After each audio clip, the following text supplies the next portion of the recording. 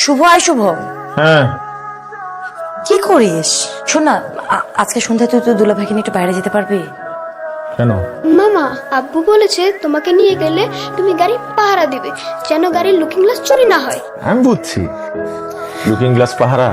খালি ভুল বুঝিস, দুলা ভাইকে তোকে কম ভালোবাসে? না না, দুলাভাই তো আমাকে তোমার থেকেও বেশি ভালোবাসে।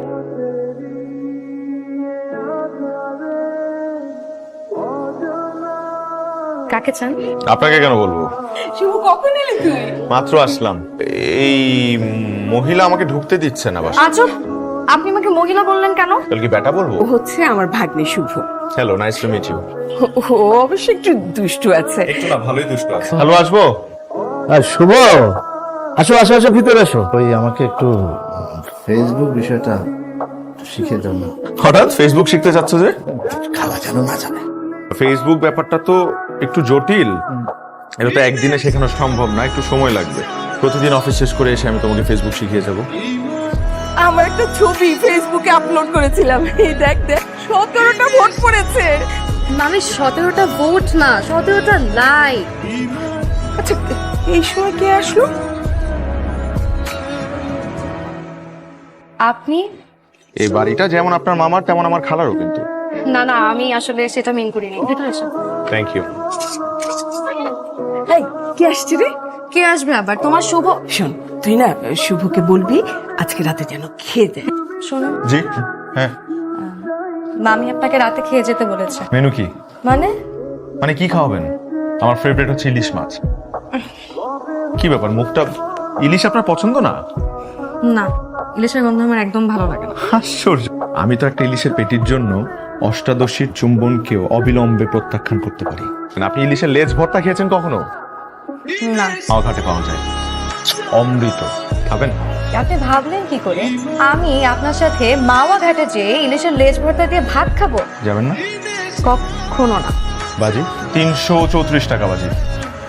মাত্র? এইটাই এখন আমার কাছে সর্বস্ব। সেটাও হারাবেন কিন্তু। দেখা যাবে। Best of luck. মানুষ ইলিশ মাছ খেতে মাওয়া ঘাটে যায়, অন দা ওয়েতে গাড়িতে বসে ছবি আপলোড। তাহলে দেরি কেন? এক্ষুনি চলো চলো যাই, আমরা যাই। এক্ষুনি যাবো? হ্যাঁ, আজ এভাবে উঠে ধরে রেখেছি কেন? হ্যাঁ, ছবি তুলে দে তো। তুমি এখানে ছবি তুলতে এসছো? না, ছবি তোলার জন্য আসেনি, আমরা ওই যে ইলিশ মাছের লেজের ভর্তা খেতে এসেছি।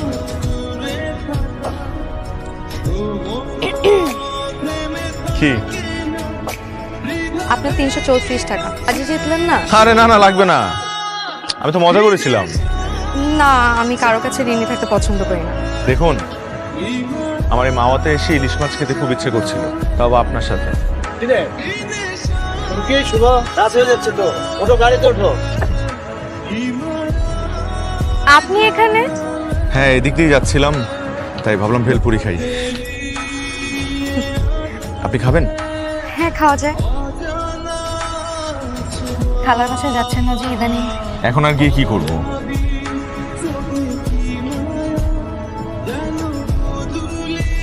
আসি তাহলে।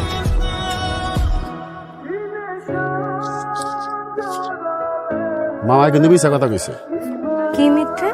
গত 3 দিন যাবত আমার এনে বেলপুরি খায় আর কার জন্য যেন অপেক্ষা করে। আজকে বুঝলাম কার জন্য অপেক্ষা করে।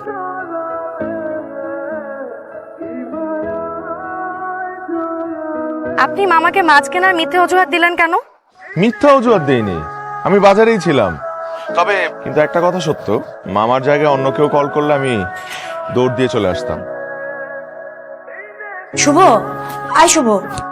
মাঝে দেখালা দাওয়াত দিয়েছে না, কারোর বাসায় যেতে গেলে খালি হাতে যাওয়া যায় না। খালা দাওয়াত দিয়েছে? হ্যাঁ, চল। না না থাক, আমি যাবো না, তুই যা। আরে চল না, আমরা রেডি হচ্ছি, তুইও রেডি হয়ে নে। চল একসাথে যাই, চল। কি নাম তোমার বাবু? আমার নাম শুদ্ধ। শুদ্ধ? কে রেখেছে? মামা।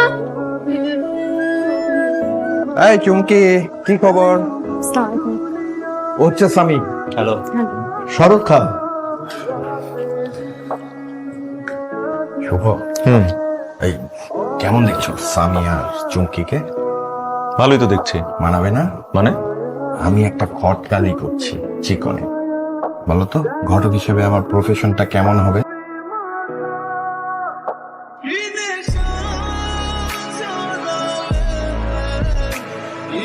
কিরে শুভ কোথায় গেল? যা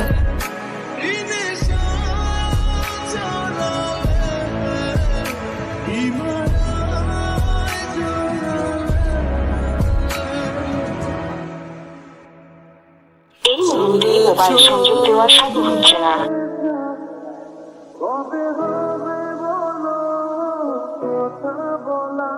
কিছু বলবে? মামি, আমাদের বাসায় একটা পিচ্ছে ছেলে এসেছিল না, শুদ্ধ। হ্যাঁ, তো ওর জন্য আমার একদিন একটু চকলেট বা কিছু নিয়ে যাওয়া উচিত না? যাবে, কি সমস্যা? আমি তো ওদের বাসার ঠিকানা জানি না। ওদের ঠিকানা তো আমি জানি না। ঠিক আছে, আমাকে আজকে একটু ব্যাংকে নিয়ে যেতে পারবে? আজকে তো ব্যাংক বন্ধ, আজকে শনিবার না? ও আজকে আমার মৎস্য ক্রয় দিবস। প্রতি শনিবার আমি কৃষি মার্কেটে আসি মৎস্য ক্রয় করার জন্য।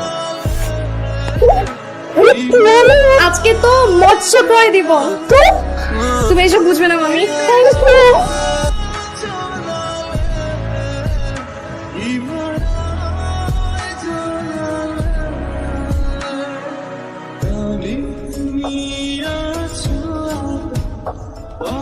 কংগ্রাচুলেশনস।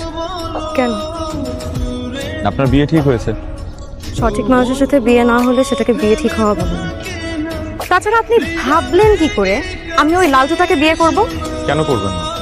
বড় লোকের ছেলে, অনেক বেতনে চাকরি করে। আপনি কয় টাকা বেতন পান বলুন তো? কেন? বলেন না। 35,000 টাকা। 35,000? এখন আপনাকে বিয়ে করা যাবে না, 3 বছর পর বিয়ে করতে হবে। আমার যে চাকরি, 3 বছর পরেও বেতন বাড়বে বলে মনে হয় না। আপনার বেতন বাড়ার কথা কে বলেছে?